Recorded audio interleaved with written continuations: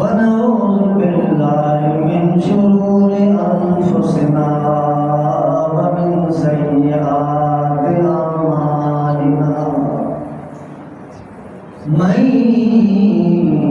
يهده الله فلا مضل له ومن يضلل فلا هادي له ونشهد أن لا إله إلا الله وحده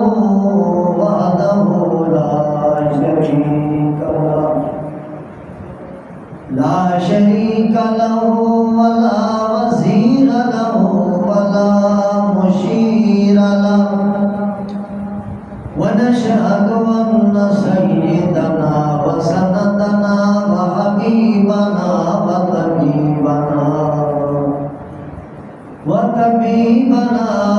وطبيب قلوبنا ومولانا وملجانا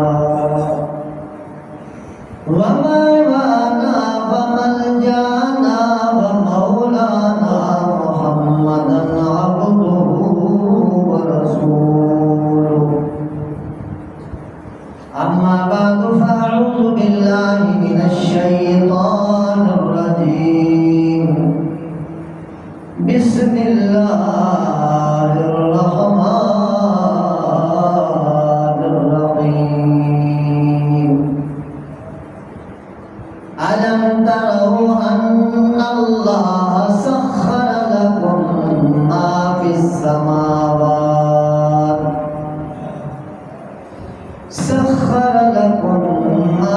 السماوات وما في الأرض وأسبغ عليكم نعمه ظاهرة وباطنة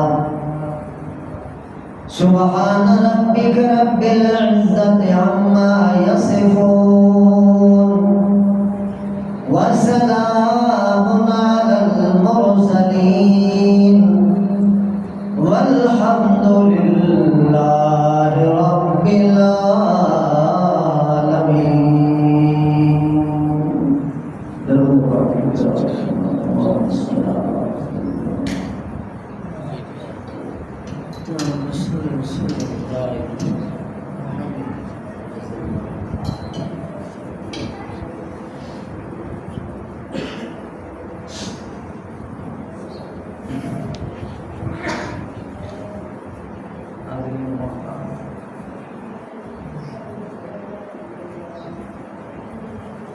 ذی احتشام قابل صد احترام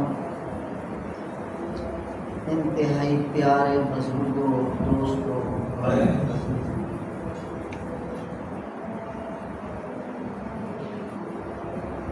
21واں پارہ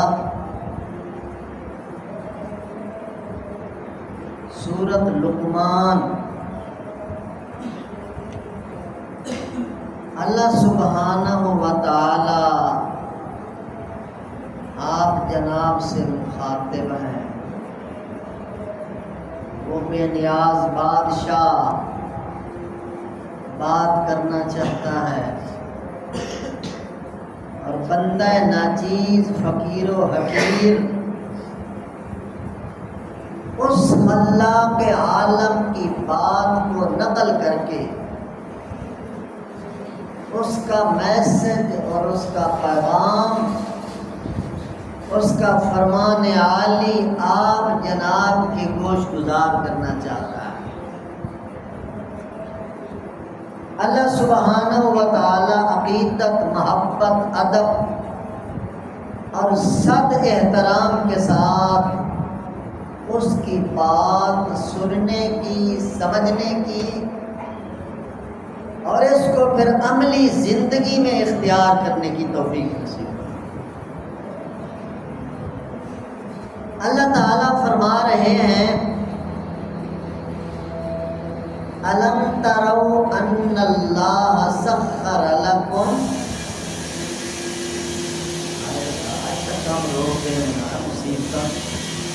شرم نہیں آتی ہے.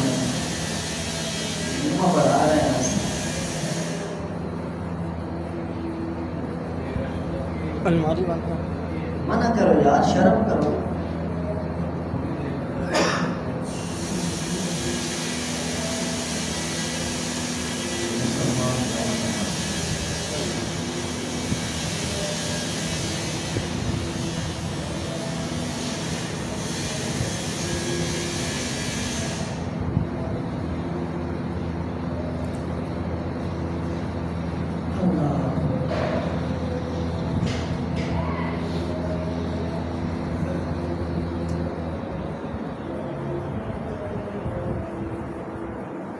الم تروا ان اللہ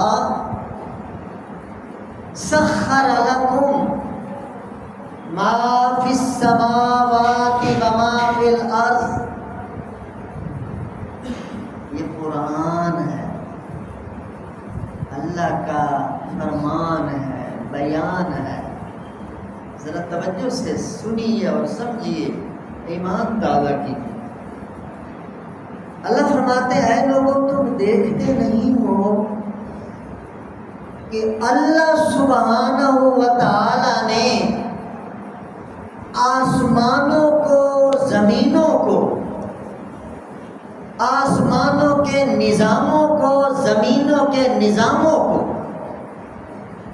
صحراؤں کو، دریاؤں کو، پہاڑوں کو اور سمندروں کو تمہاری خدمت میں لگا رکھا ہے. اللہ فرماتے تم سوچتے نہیں ہو. ہفتہ، اتوار، سوموار، منگل، بدھ، جمعرات، ان 6 دنوں میں اللہ نے ساری کائنات کو بنا ڈالا.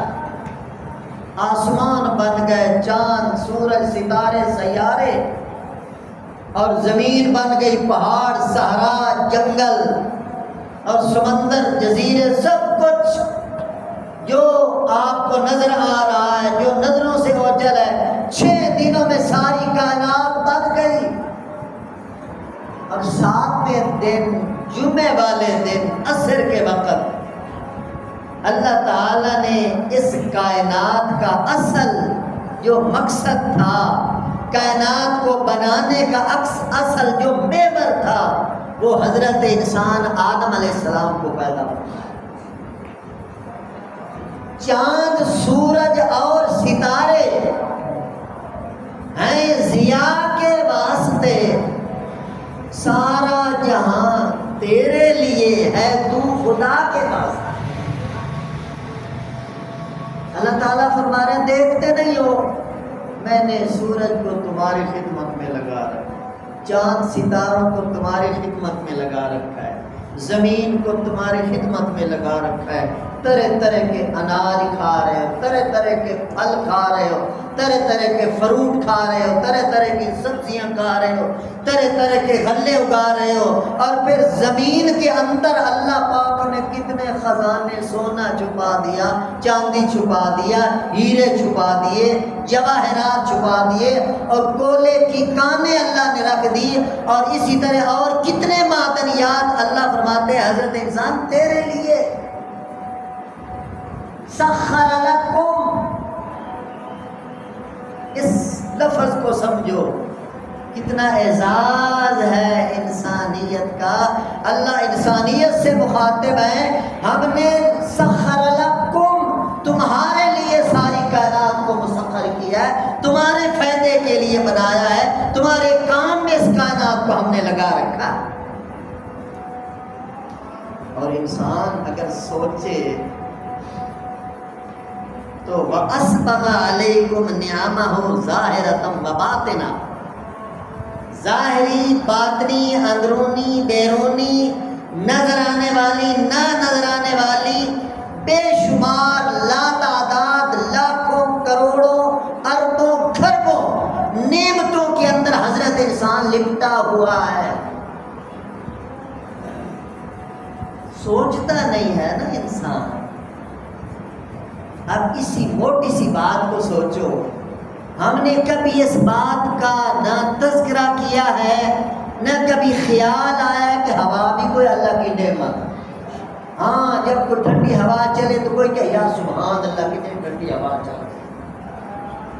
مگر ہوا یا آکسیجن کتنی قیمتی ہے، ایک منٹ بند ہو جائے تو ساری انسانیت اور سارے حیوان پھڑک پھڑک کے مر جائیں۔ کتنی بڑی نعمت سوچے نہیں۔ اور پھر انسان اپنے اندر غور کرے، وفی انفسکم افلا تبصرون، اللہ قرآن پاک میں فرماتے ہو میرے بندے، میرے خلیفے حضرت انسان، بڑی عزت دی ہے اس انسان کو، وَلَقَدْ كَرَّمْنَا بَنِي آدم، زمین و آسمانوں کے نظاموں کو بنانے سے بھی 50,000 سال پہلے آپ لوگوں کے لیے اللہ نے تقدیر میں لکھا وَلَقَدْ كَرَّمْنَا بَنِي آدم۔ ابھی زمین آسمان نہیں بنے تھے، پہلے اللہ نے فیصلہ کیا تھا کہ انسان آنے والے ہیں، میرے خلیفے آنے والے ہیں، آدم آنے والے ہیں، اور وہ ساری کائنات سے مکرم اور محترم ہوں گے۔ میرے محترم دوستو، انسان اپنے اندر غور کرے، روزانہ 86,400 مرتبہ ہمارا دل دھڑکتا ہے ایک دن کے اندر۔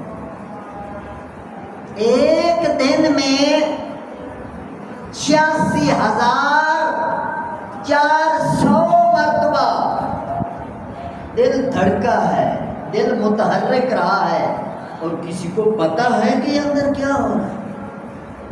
ہم سو رہے ہیں پھر بھی دھڑک، کھانا کھا رہے ہیں دل اپنا کام کر رہا ہے، واش روم میں دل اپنا کام کر رہا ہے، کسی شادی بیاہ میں دل اپنا کام کر رہا ہے، جنازے پہ گئے دل اپنا کام کر رہا ہے۔ ایک دو دھڑکنے سکپ ہو جائیں، ذرا خیال کو بلند کر کے سوچو انسان کی کیا حالت ہو جائے گی۔ انسان کے گھر کروڑوں روپے لے لو اور میری دھڑکن کو بحال کر دو۔ کتنی بڑی نعمتیں انسان کے اندر چھپی ہوئی ہیں، اور 180 مرتبہ انسان کے گردے 180 لیٹر خون ایک دن میں فلٹر کرتے ہیں۔ گردے 180 لیٹر خون گردے فلٹر کرتے ہیں۔ اس کی قدر ان سے پوچھو جو بیچارے ڈائلیسس پہ آ گئے ہیں۔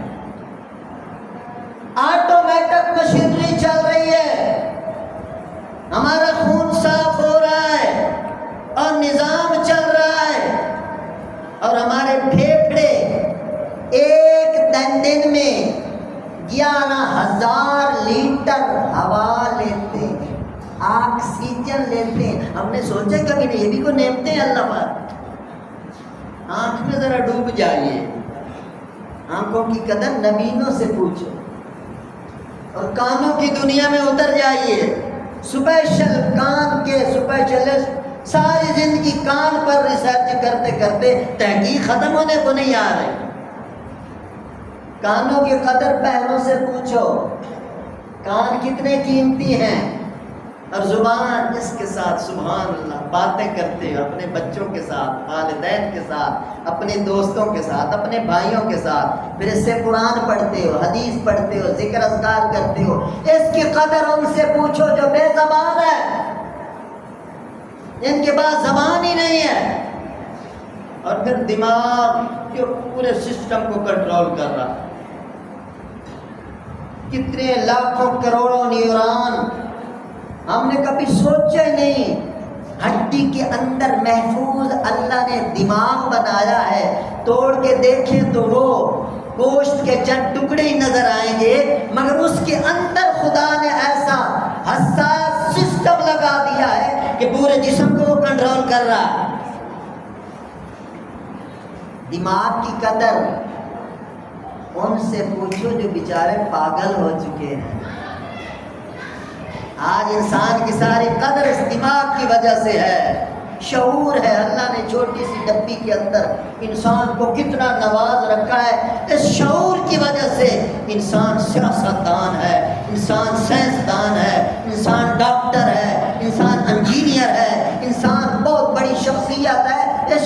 کی وجہ سے ایک چھوٹی سی شریان کو اللہ ڈیمیج کر دے، یہ عقل مند انسان بے عقلوں میں شامل ہو جائے، اس کو کوئی منہ لگانے کے لیے بھی تیار نہیں۔ اللہ فرماتے ہیں وَفِي أَنفُسِكُمْ أَفَلَا تُبْصِرُونَ، او مطالعہ کیا کرو، اپنا ریسرچ کیا کرو، سوچا کرو، تدبر کیا کرو، اللہ سمجھ میں آئے گا۔ أَسْبَغَ عَلَيْكُمْ نِعَمَهُ ظَاهِرَةً وَبَاطِنًا، اللہ پاک نے ظاہری باطنی نعمتوں کی برسات کر دی ہے۔ مسلمان بیٹھے ہو، ایمان والے بیٹھے ہو، سب سے بڑی نعمت جو نظر ہی نہیں آتی وہ ایمان سینے میں لیے بیٹھے ہو، ایمان لیے بیٹھے ہو، قرآن لیے بیٹھے ہو، محمد علیہ السلام کا عشق لیے بیٹھے ہو، جنت کی امید لیے بیٹھے ہو، دوزخ کا ڈر لیے بیٹھے ہو، آخرت کا یقین لیے بیٹھے ہو۔ یہ وہ چیزیں ہیں جو نظر نہیں آتی۔ اسبغ علیکم نعمہ ظاہرۃ وباطنہ، یہ باطنی نعمتیں ہیں جو نظر تو نہیں آ رہی مگر حقیقتاً ہے۔ اور میرے محترم دوستو، جس وطن عزیز پاکستان کے ہم باشندے ہیں، یہ وطن عزیز اللہ کی بہت بڑی نعمت۔ آج اللہ کی شان 14 اگست ہے، جمعۃ المبارک ہے، اور یہ وطن عزیز پاکستان کا پہلا پرچم 14 اگست جمعے والے دن کو لہرایا گیا۔ جمعے والا دن تھا۔ پاکستان اللہ کا انتخاب ہے، پاکستان اللہ کا اعزاز ہے۔ بے شک غلط لوگ اس پر مسلط ہو جائیں مگر اللہ پاک نے بہت بڑی نعمت بنا کر یہ ہمارے حوالے کی ہے۔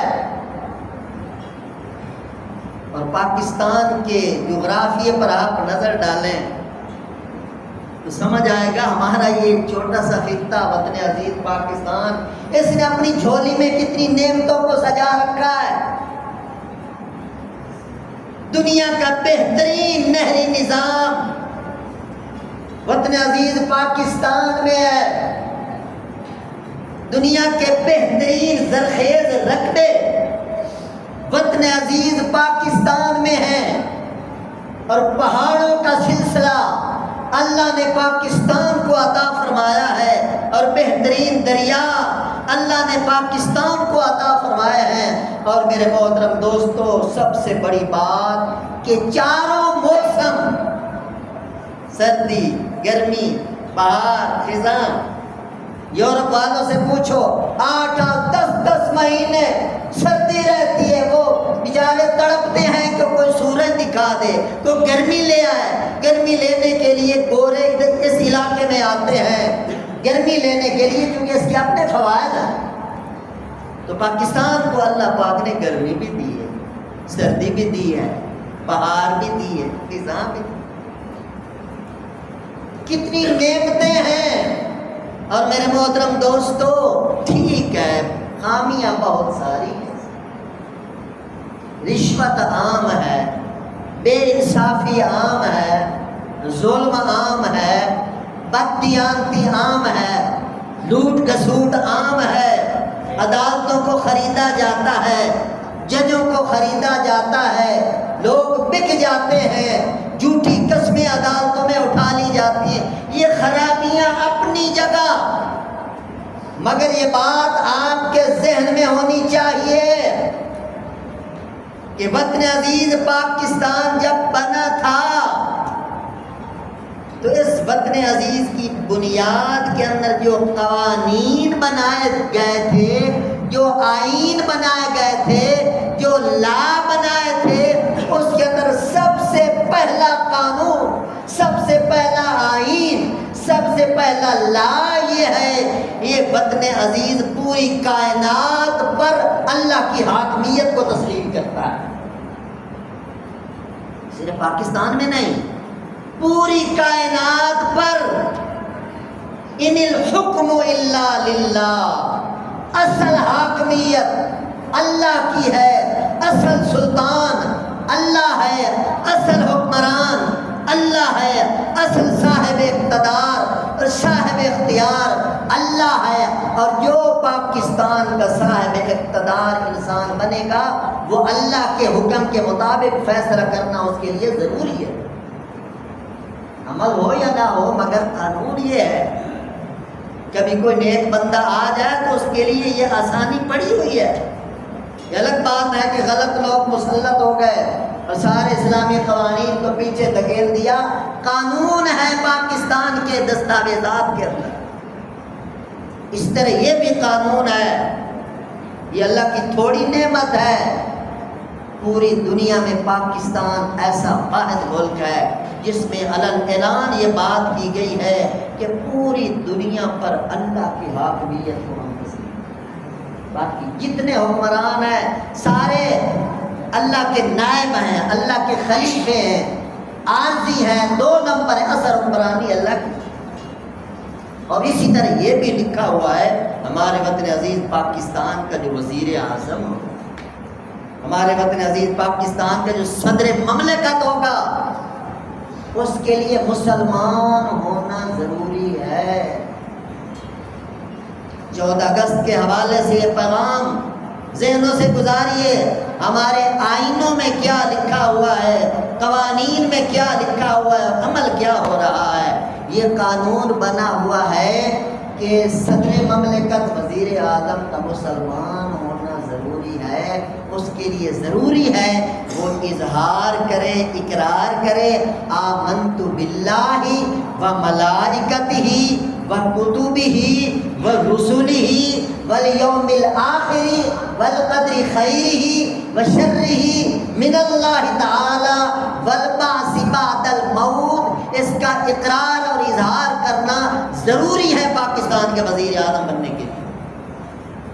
اور اسی طرح بطور خاص یہ بات لکھی گئی پاکستان کے آئین کہ پاکستان کا وزیر اعظم ختم نبوت کا قائل ہوگا، ختم نبوت کو تسلیم کرے گا، مسئلہ ختم نبوت کا اقرار کرے گا، اظہار کرے گا، تسلیم کرے گا، یقین کرے گا۔ جو مسئلہ ختم نبوت کو نہیں مانتا وہ بھی پاکستان کا وزیر اعظم نہیں بن سکتا۔ قوانین لکھے پڑے ہیں میرے محترم دوستو، مگر کوئی عمل کرنے والا فاروق اعظم کا غلام اللہ دے تو زمین بنی ہوئی ہے میرے محترم دوست۔ تو بات یہ ہے کہ اللہ کی نعمتوں کی برسات ہو چکی ہے، ہو رہی ہے، ہوتی رہے گی، اور ہمارے لیے کیا ہے، ہم اللہ کی نعمتوں کے سامنے کیا ڈنگر بن کے گزر جائیں، گھوڑے گدھوں کی طرح کھا پی کے ایسے چلے جائیں؟ نہیں نہیں نہیں، اللہ کے خلیفے بیٹھے ہو، حضرت انسان ذی شان، ذی احترام، قابل صد اکرام، اس کو اللہ نے کرمنا بنی آدم قرآن میں کہا ہے 15 پارے کے اندر، اتنی عزت اللہ نے دی ہے، کیا ڈنگروں کی طرح کھا پی کے یہ بھی گزر جائے؟ نہیں نہیں، یہ بات نہیں چلے گی۔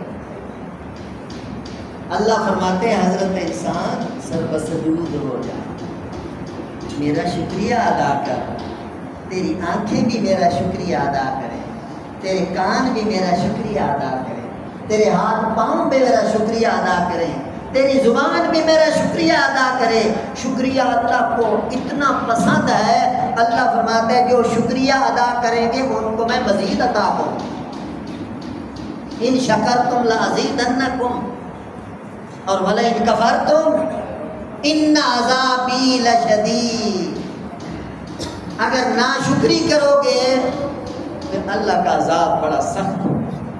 اس حال میں بھی اللہ نے رکھا ہے، اللہ کا شکریہ ادا کریں۔ بے شک کوئی بھوکا ہے، ایک وقت کی روٹی ہے، ایک وقت کی نہیں ہے، وہ بھی اگر ڈوب کر اللہ کی نعمتوں میں غور کرے گا، جس دن تھوڑا سا میں نے پردہ اٹھایا ہے تو وہ تسلیم کرنے پہ مجبور ہو جائے گا، میں تو ارب پتی ہوں، میرے پاس تو اتنی نعمتیں ہیں اللہ پاک۔